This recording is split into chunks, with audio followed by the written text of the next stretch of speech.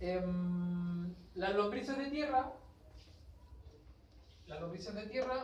tienen importancia económica, primero porque sostienen todos los sistemas agrícolas.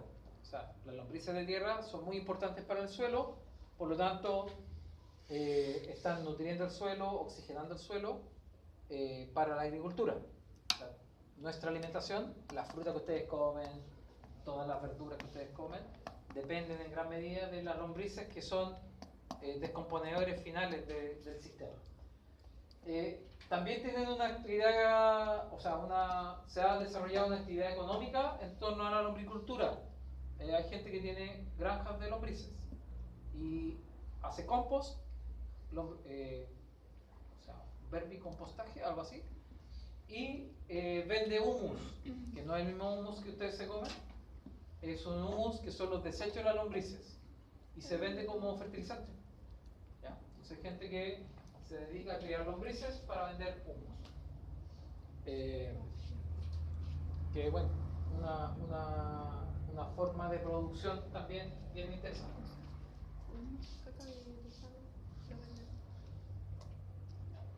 Bueno, quién sabe, en el futuro también se han propuesto las lombrices, dado que tienen una buena cantidad de proteína, como potenciales fuentes de alimento, pero eso no se ha hecho. Tienen un cuerpo con forma de gusano o vermiforme, que es cilíndrico, pero también es como aplastado dorso-ventralmente. Eso lo van a ver en el práctico seguro. Y el cuerpo ya hablamos que era anillado o segmentado. Ahora, ojo, cada segmento, en el caso de las lombrices marinas, va a tener apéndices. En el caso de las lombrices terrestres, esos apéndices no son tan evidentes. Acá vemos una lombriz marina, por ejemplo. Primero va a tener una cabeza muy desarrollada, un tronco y un pigidio, que sería el segmento final, ¿ya? Asociado a la... En el caso de las lombrices, más o menos la misma estructura, pero la cabeza no es evidente, no se nota la cabeza. Y si ustedes se fijan, en cada segmento, en cada somito, va a aparecer un par de apéndices, que en el caso de las lombrices marinas se llaman parápodos. Lo vamos a ver más adelante. Esta sería la cabeza de un anélido. En los marinos, fíjense ustedes, la cabeza está bien definida. El primer segmento se llama peristomio, es un anillo que... ¿Qué significa peristomio? ¿A qué le suena peri? ¿Periferia? Algo periférico, ¿no es cierto? Algo que rodea o que está fuera. ¿El cuello? No exactamente el cuello. El peristomio es como que lo que rodea la boca. Sería la estructura o el primer anillo que rodea la boca. Y hay un prostomio, que sería un segmento anterior, pero no un anillo. Está aquí, fíjense. Ahí. Esa es la vista desde ventral y esta sería la vista desde dorsal. Asociado a la boca, está llena de tentáculos y palpos. Y esos detalles los van a ver en el práctico. Y la boca en su interior tiene la faringe y tiene mandíbulas. Por lo tanto, estos gusanos pueden proyectar la faringe con las mandíbulas para alimentarse. Eso es muy distinto a lo que vemos en una lombriz. Fíjense ustedes. También está el peristomio, que es el primer anillo. También está el prostomio, pero no hay una cabeza evidente. O sea, básicamente parte siendo un anillo. Y fíjense ustedes que está el pigidio, que es el último segmento, asociado al ano.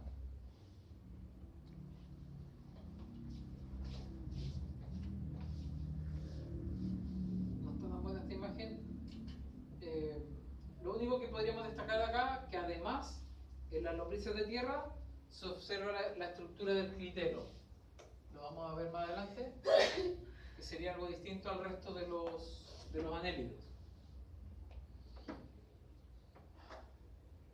Los segmentos dijimos que eran como repeticiones de uno al lado del otro. Entonces tenemos un segmento aquí, dos, tres segmentos que son repeticiones. Están separados unos de otros por septos, por tabiques. ¿Ya? Sin embargo, el intestino atraviesa todos esos tabiques los vasos sanguíneos también atraviesan y los nervios también. Entonces, no están completamente separados los segmentos. Y dado que son repeticiones, podríamos tener varios corazones, varios cordones nerviosos. ¿Dónde están? Acá arriba, ¿dónde se ven? Los cordones nerviosos están asociados a ganglios. No aparecen. Más adelante aparecen marcados. Entonces, varios corazones y el sistema circulatorio tiene un vaso sanguíneo dorsal, un vaso sanguíneo ventral y vasos laterales que los conectan. En este caso, el sistema circulatorio es cerrado. Toda la sangre circula dentro del sistema circulatorio. Este es un corte transversal de un anélido. Se diferencia claramente de un nematodo. ¿Se acuerdan cómo era el corte del nematodo? Fíjense aquí, el intestino está adherido a esto que está acá y hacia la pared. Fíjense ustedes, que eso sería el peritoneo mesodérmico. Dentro del peritoneo mesodérmico también están los vasos sanguíneos, están pasando a través de él. Y también el cordón nervioso, que en este caso es ventral, cordón nervioso ventral. Y fíjense que además tiene una gran cantidad de músculos. Tiene músculos longitudinales que se originan desde el mesodermo también, ¿no es cierto? Tiene músculos, estos que son oblicuos, y también tiene músculos circulares. Por lo tanto, ¿han visto moverse una lombriz, no? ¿Sí? El movimiento de la lombriz es como que se estira y se contrae. Tiene todos los movimientos posibles, a diferencia de los nemátodos, que tenían movimientos más bien limitados, ¿ya? Porque tenían solo músculos longitudinales. En cambio acá, estas lombrices pueden contraerse, cambiar de forma, cambiar de dirección sin problema. Otra cosa interesante de este corte es que se pueden ver el parápodo o parapodio, que tiene primero muchas jetas. De hecho, este grupo, el grupo de las lombrices marinas, se llama poliquetos, tiene muchas cerdas. Y además, el parapodio tiene varias funciones. Primero, moverse, porque son como apéndices que salen del cuerpo. Tienen las quetas, que son táctiles, y además tiene vasos sanguíneos. Por lo tanto, participa en la respiración. Estos animales respiran a través del parapodio, los acuáticos. Los terrestres, básicamente difusión directa a través de la piel.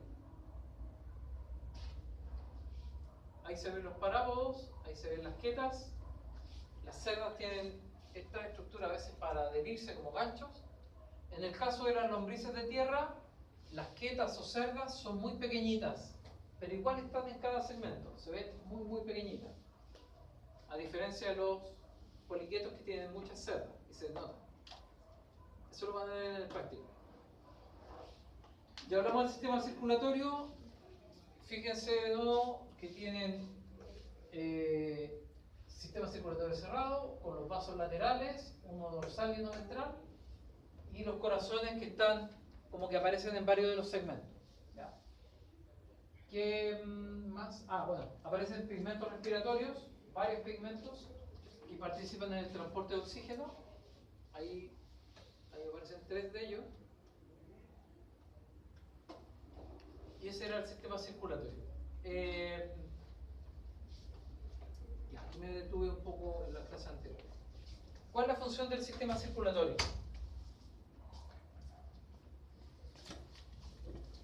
Función del sistema circulatorio. Transportar oxígeno a través de la sangre, ¿no es cierto? ¿Otra función del sistema circulatorio?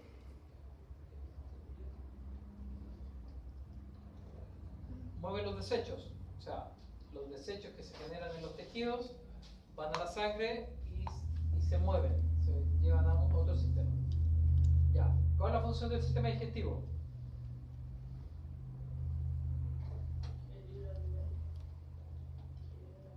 Claro, alimentación principal y dependiendo del órgano, digerirlo, absorber nutrientes. De hecho, el recto y el intestino grueso participan en la reabsorción de agua, por ejemplo. ¿Ya? Y eliminación de desechos al final. ¿Ya? Hagan siempre este ejercicio. el órgano, sistema y cuáles son sus funciones, ¿ya? Porque si no a veces se me pierden. Entonces, si yo les digo cuál es la función del sistema excretor, ¿cuál es la función? Primero, ¿cuál es el sistema excretor? Ya. El sistema excretor son los riñones. ¿Qué función tiene? Eliminación de desechos y reabsorción de agua, ¿ya? Entonces, todo lo que tenga el concepto nefro está asociado al sistema excretor. Nefro. De hecho, el nefrólogo es un especialista en riñones. Cuando ustedes se enfermen de los riñones, van a ver un nefrólogo. Ya.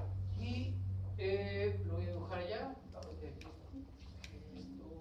Fallado. Entonces, cuando ustedes vean un riñón, un nefridio, un metanefridio, un protonefridio, básicamente están viendo un riñón de distintas características. Nosotros tenemos un riñón que es compacto y dentro hay una serie de estructuras que participan en la eliminación de desechos y reabsorción de agua. ¿Ya? Entonces, ¿qué vemos acá? Vamos a ver que existe un neumostoma, que es básicamente una abertura que recibe los desechos desde la cavidad, desde el celoma. ¿Ya? Después hay un conducto, que es un conducto que va a transportar los desechos y los va a eliminar por un poro, que se llama nefridioporo o nefroporo. ¿Ya? Que va a estar, fíjense ustedes, en cada uno de los segmentos y que lo elimina hacia el exterior. Básicamente el nefroporo es donde hace pipí la lombriz. ¿Ya? No lo anoten así en la prueba, porque si no van a retar, pero es donde orina la lombriz. ¿Ya? Por donde orina. Entonces, además de este conducto que es por donde pasan estos desechos, se está perdiendo agua. Entonces, ¿qué hace el cuerpo? Fíjense ustedes, lo rodea de vasos sanguíneos. Sobre esto hay una gran cantidad de vasos sanguíneos. ¿Qué función tiene? Reabsorber el agua que se está perdiendo por ese conducto. Ya.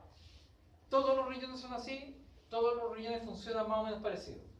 Nosotros, además, en los animales superiores aparece una estructura especializada que es un ovillo. Este es un vaso capilar, ¿no es cierto? Con un vaso que está enrollado, que es donde se eliminan los desechos directamente sobre esto, ¿no es cierto? Todo esto es una nefrona y esto sería el glomérulo. No sé si han escuchado hablar del glomérulo. Lo van a ver, lo vamos a ver ahora y lo van a ver en anatomía más adelante.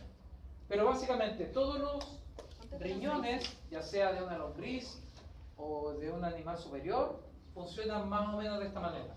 Un conducto recibe los desechos, una boca, una abertura recibe los desechos, un conducto que los transporta hacia un lugar donde se eliminan. Y entre medio hay vasos sanguíneos que están recuperando agua. ¿Ya? En el caso de los animales terrestres, esto es súper importante, porque nosotros somos un 70% de agua. Imagínense una lombriz en ambientes más bien secos. O sea, una demanda por recuperar agua muy alta. De hecho, hay como una hipótesis, como una manera de ver que en realidad los animales terrestres no es que se hicieron terrestres o se independizaron del mar, sino que se lo trajeron con ellos. Y de cierta manera es cierto. O sea, nosotros somos 70% agua. Nuestras células están conformadas un 70% por agua. Por lo tanto, recuperar agua es muy importante. Cuando ustedes toman poca agua, su orina sale muy concentrada. Color muy oscuro, muy amarillo, ¿no es cierto? Cuando están deshidratados. Por lo tanto, el riñón está funcionando extremadamente muy fuerte para recuperar el agua, dado que toman poca agua. Si toman suficiente agua, la orina sale más diluida. ¿Ya? Y eso pasa en todos los animales. Entonces, todo lo que salga con nefri o nefro va a tener que ver con el sistema excretor. ¿Pero por dónde sale la orina de la lombriz? Tienen nefridioporos en cada uno de los segmentos. Entonces, cada uno de los segmentos elimina desechos de manera independiente. O sea, alrededor del cuerpo puede ir orinando. Claro, en todos los segmentos. No es una orina como la que pensamos nosotros. Está eliminando los desechos, deben ser microgotas dado que todos los segmentos lo hacen, está constantemente eliminando. En otros animales va a aparecer un riñón propiamente tal. De hecho, en los moluscos hay un nefridio que está más concentrado en cierta zona. Acá, cada segmento tiene uno. El sistema nervioso es bien desarrollado. Aquí ya aparecen ganglios que parecen cerebros. Hay un ganglio mucho más desarrollado. Y además hay ganglios en cada uno de los segmentos. La función de los ganglios es básicamente transportar la información, que en el fondo son estímulos nerviosos, hacia posterior, pero también los reflejos locales. Entonces, están asociados a estos nervios laterales. ¿Ya? Entonces, tienen un cordón nervioso ventral con ganglios en cada uno de los segmentos, un ganglio cerebral, o sea, cerebral más desarrollado, y además conductos nerviosos que participan en sensorial, en detectar lo táctil. Seguramente están asociados a las quietas, a las cerdas. Por lo tanto, son muy sensibles a los estímulos externos. El sistema nervioso va cambiando dependiendo de los grupos, y este sería uno de los más complejos, donde ya los ganglios se van ordenando como núcleos nerviosos más desarrollados.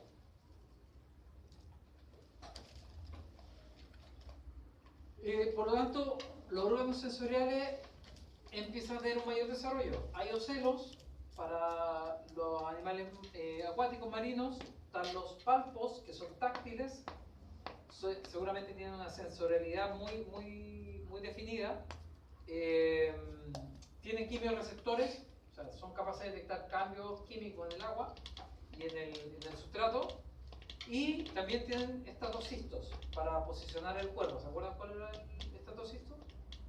Ese que era así como... Era redondo así, tenía las células con sus terminales nerviosos y esa pelotita de mineral al centro. Estos también tienen estatocitos.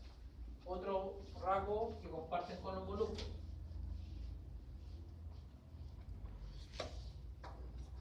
La reproducción son hermafroditas, tienen que ocurrir fecundación cruzada, sin embargo la fecundación es externa. Se juntan,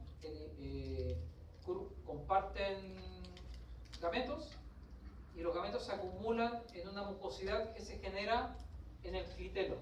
Creo que más adelante se los muestro más detallado, pero el clitelo está en esta posición, entonces como que dos lombrices se van a enfrentar para intercambiar gametos, y la fecundación ocurriría en una mucosidad que se deja en el ambiente, ¿ya? En el caso de los que son acuáticos, los que son acuáticos tienen larvas, estadios larvales, pero las lombrices son desarrollo directo, ¿ya?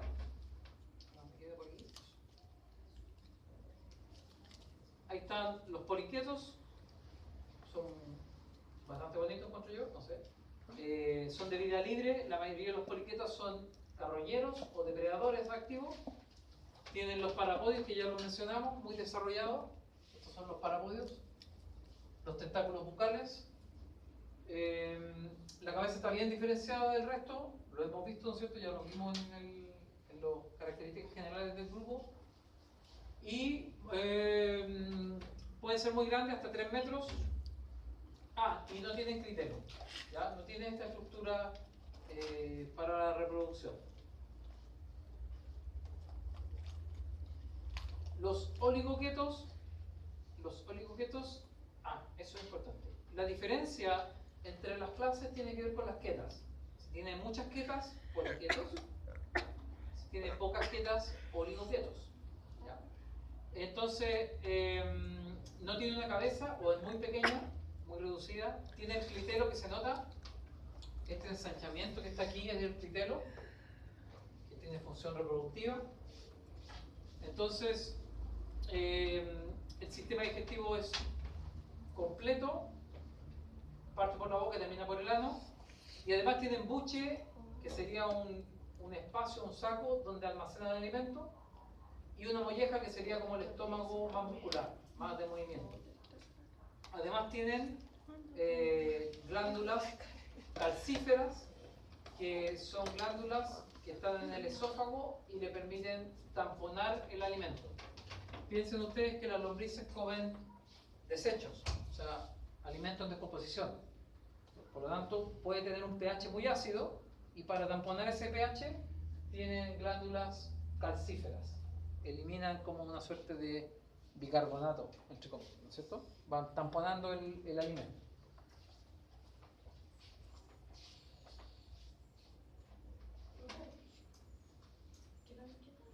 Las quetas,